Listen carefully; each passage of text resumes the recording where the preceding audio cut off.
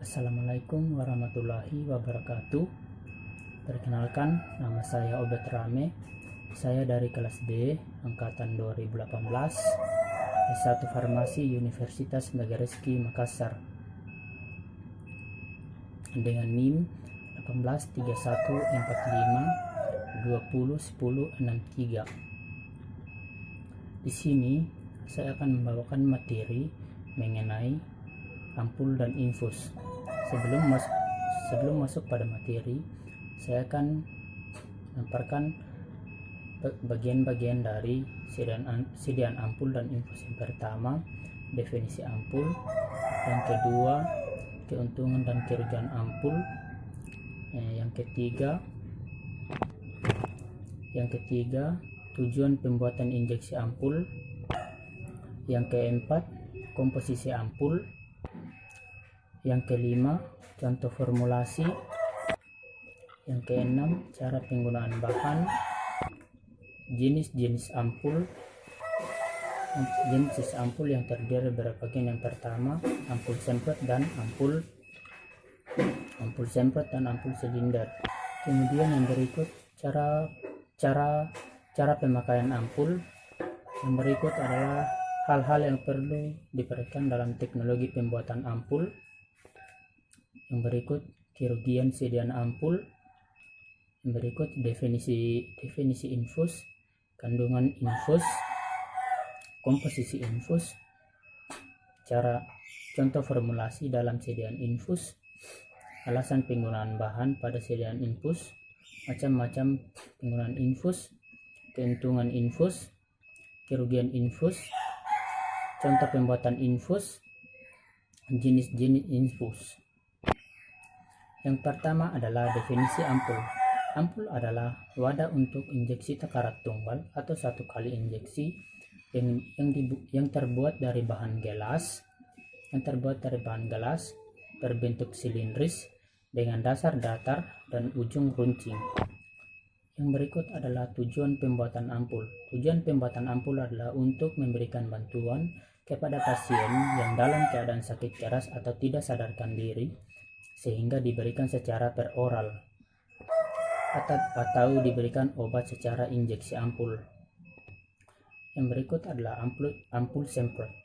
Ampul semprot adalah suatu istilah gabungan untuk wadah dan peralatan yang tidak hanya memiliki fungsi penyimpanan, fungsi pengemasan, melainkan sekaligus memiliki fungsi penggunaan.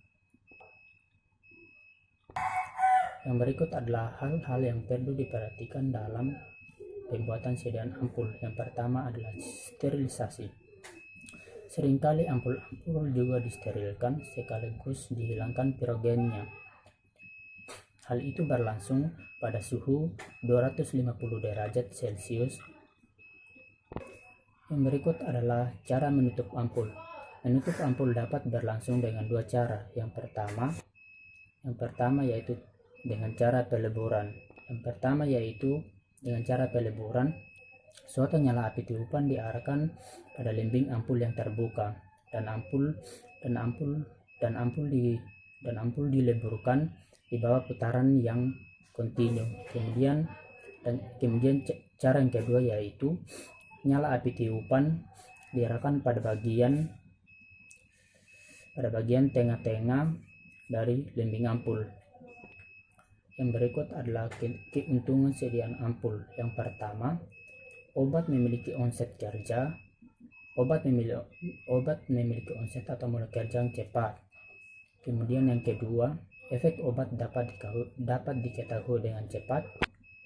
Yang ketiga yaitu bioavailabilitas sempurna atau hampir sempurna. Yang berikut adalah obat dapat diberikan kepada pasien yang sakit keras atau dalam keadaan tidak sadarkan diri. Yang berikut adalah sangat membantu saat diperlukan efek lokal untuk anestesi. Kemudian kerugian ampul terdiri dari beberapa bagian. Yang pertama adalah rasa nyeri pada saat disuntikkan, apalagi kalau harus berulang kali. Yang kedua yaitu kekeliruan pemberian atau dosis hampir tidak mungkin diperbaiki, terutama sesudah pemberian intravena. Kemudian yang ketiga adalah sediaan harus diberikan oleh personal terlatih. Kemudian yang berikut adalah cara pengisian ampul.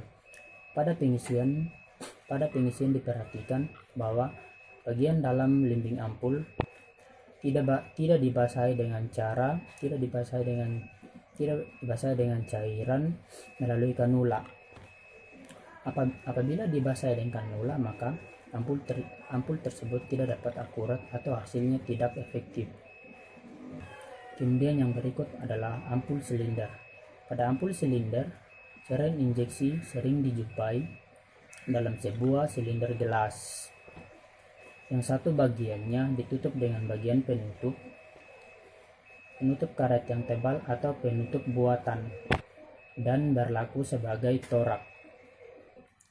Komposisi yang berikut adalah komposisi ampul. Komposisi ampul yaitu yang pertama zat aktif, kemudian yang kedua adalah zat tambahan. Zat tambahan yang pertama adalah buffer. Buffer adalah bahan yang digunakan untuk mencegah perubahan pH pada larutan yang kecil. Kemudian yang kedua adalah bahan antioksidan yang banyak digunakan dalam sediaan steril adalah yang pertama asam asetat, garam-garam sulfat dan antioksidan. Kemudian yang berikut adalah bahan pengisetonis, contohnya yaitu dextrosa dan NaCl. Kemudian yang berikut adalah bahan pelindung yaitu yang terdiri dari dextrosa. Kemudian yang berikut adalah bahan penyerbuk yaitu laktosa. Kemudian yang berikut adalah bahan antimikroba yang yaitu benzalkonium klorida. Kemudian yang terakhir adalah bahan pembawa. Bahan pembawanya yaitu aquaphor injeksi. Kemudian bahan pembawa yang kedua yaitu bahan pembawa non air yang terdiri dari gliserin, etil, dan alkohol. Kemudian yang berikut adalah contoh formula dari sediaan ampul. Yang dalam ampul 1 mili, tiap mili mengandung klorpromazin NaCl 25 mg. Kemudian bahan yang kedua yaitu natrium metabisulfit 0,01%. Yang berikut Na benzoat 0,5%. Kemudian aqua ditambahkan sebanyak 1 mili. Kemudian yang berikut adalah cara penggunaan bahan. Cara penggunaan bahan yang pertama yaitu dosis klorpromazin terdiri dari 25 sampai 50 mg tiap 6 sampai 8 jam, disuntikkan melalui intramuskular dan berkhasiat sebagai antiemetikum. Kemudian alasan penggunaan bahan kedua yaitu natrium metabisulfit berfungsi sebagai antioksidan karena klorpromazin mudah teroksidasi dan pH rendah sehingga digunakan pula antioksidan. Kemudian alasan penggunaan bahan yang ketiga yaitu Na benzoat berfungsi sebagai pengawet karena sterilisasi klorpromazin menggunakan metode aseptis yaitu sterilisasi dengan cara filter membran sehingga dibutuhkan suatu pengawet. Kemudian yang berikut adalah cara pemakaian ampul. Yang pertama, ambil sebuah disposable Singer. Kemudian yang kedua adalah ambil sebuah ampul yang berisi cairan anestesi. Kemudian yang ketiga adalah sebelum mematikan leher ampul, pastikan bahwa seluruh cairan berada di bawah leher ampul. Kemudian yang keempat adalah leher ampul dipatahkan. Kemudian yang berikut adalah jarum pada disposable singer dibuka. Kemudian larutan anestesi lokal di dalam ampul tersebut dihisap dengan jarum injeksi sampai seluruh cairan tersebut memenuhi batas. Kemudian yang berikut adalah infus. Definisi yang pertama adalah definisi dari infus. Infus adalah galenik yang sederhana yang dibuat dengan menarik syarikat berkhasiat dari simplicia dengan air pada suhu 90 derajat Celcius selama 15 menit. Kemudian yang berikut adalah contoh formulasi siaran infus. Infus intravena protein. Tiap botol mengandung 500 ml yang terdiri dari arigin hidroksida 5%, NaCl secukupnya. Kemudian aqua pro injeksi ditambahkan sebanyak 100 ml. Kemudian berikut adalah alasan penggunaan bahan. Alasan penggunaan bahan yang pertama yaitu protein. Protein merupakan makromolekul di mana monomernya adalah asam amino. Kenapa dipilih asam amino arginine karena salah satu asam amino esensial yang dibutuhkan oleh tubuh, sehingga alasan digunakan asam amino yaitu diperlukan oleh tubuh. Kemudian yang berikut adalah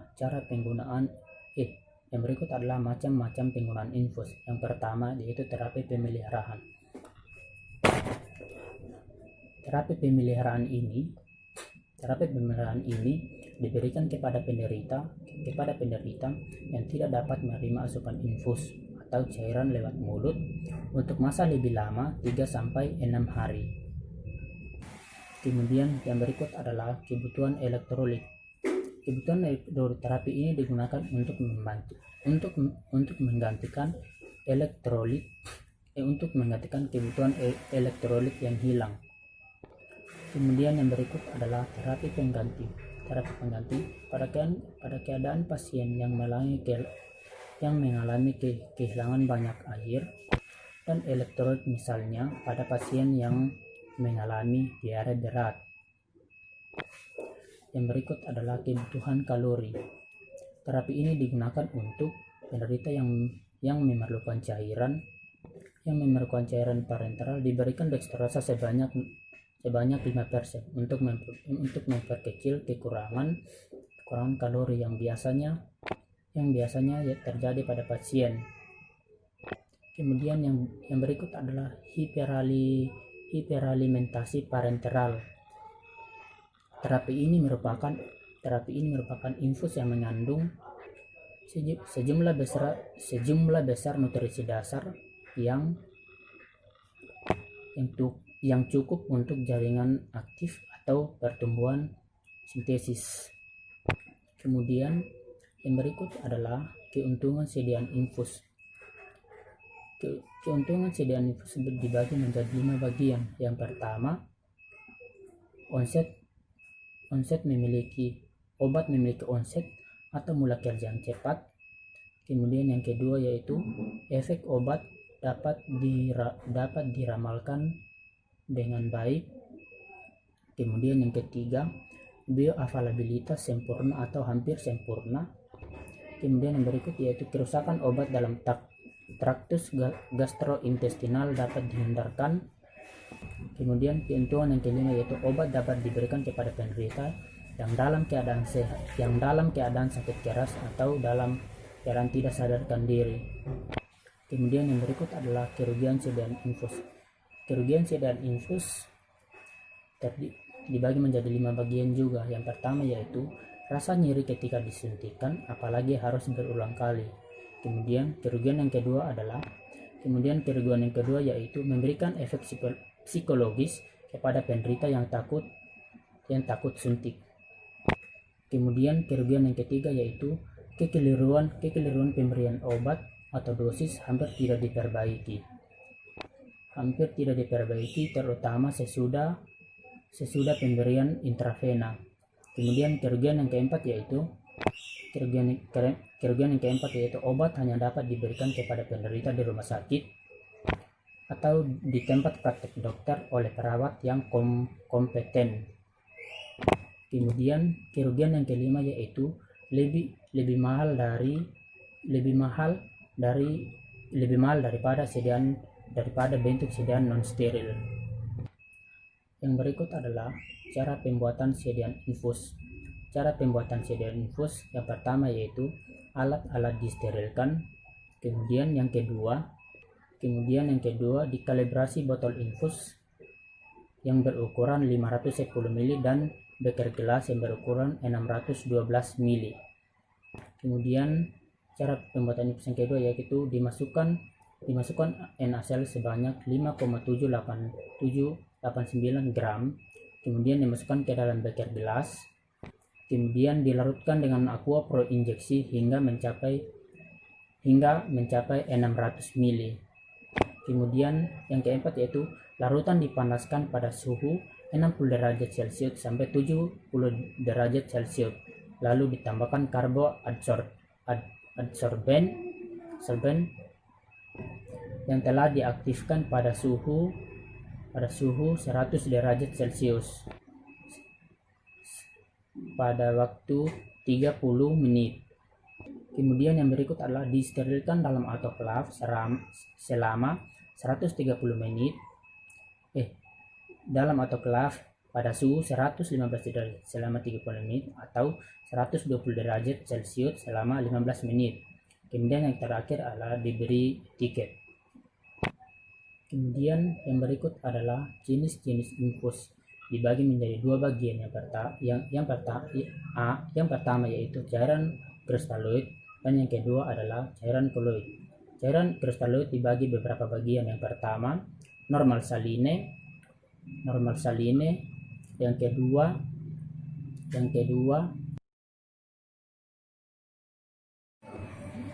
yang berikut adalah cairan koloid. Cairan koloid dibagi menjadi beberapa bagian. Yang pertama album, yang kedua Hes, yang ketiga dextra, kemudian yang keempat gelatin. Kemudian yang berikut adalah pengertian dari cairan koloid. Cairan koloid adalah cairan yang terdiri dari molekul-molekul besar yang sulit menembus membran kapiler dan digunakan untuk menggantikan cairan intramuskular. Kemudian bagian dari cairan koloid yang pertama yaitu Hes. Hes adalah golongan koloid sintesis yang paling umum digunakan. Kemudian yang kedua yaitu dextran. Dextran banyak digunakan untuk operasi atau pengobatan darurat terhadap shock, untuk menaikkan volume darah, untuk menaikkan profilaksi trombosit. Kemudian yang berikut adalah gelatin. Gelatin adalah cairan koloid yang mengandung bahan hewani.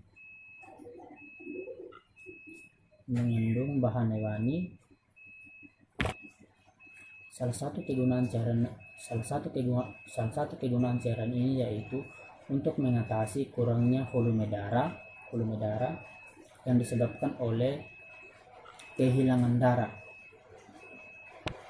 Kemudian yang berikut adalah albumin. Albumin adalah jenis protein terbanyak yang terdapat dalam plasma darah yang mencapai kadar 60% dan berfungsi untuk mengangkat molekul-molekul kecil melewati plasma dan cairan sel. Kemudian yang berikut adalah tujuan pemberian infus. Tujuan yang pertama yaitu memperbaiki keseimbangan asam basa. Kemudian yang kedua yaitu memperbaiki volume komponen darah. Kemudian yang berikut yaitu memonitor tekanan vena sentral atau CVP. Kemudian yang berikut adalah yang terakhir adalah memberikan nutrisi pada saat sistem pencernaan diistirahatkan.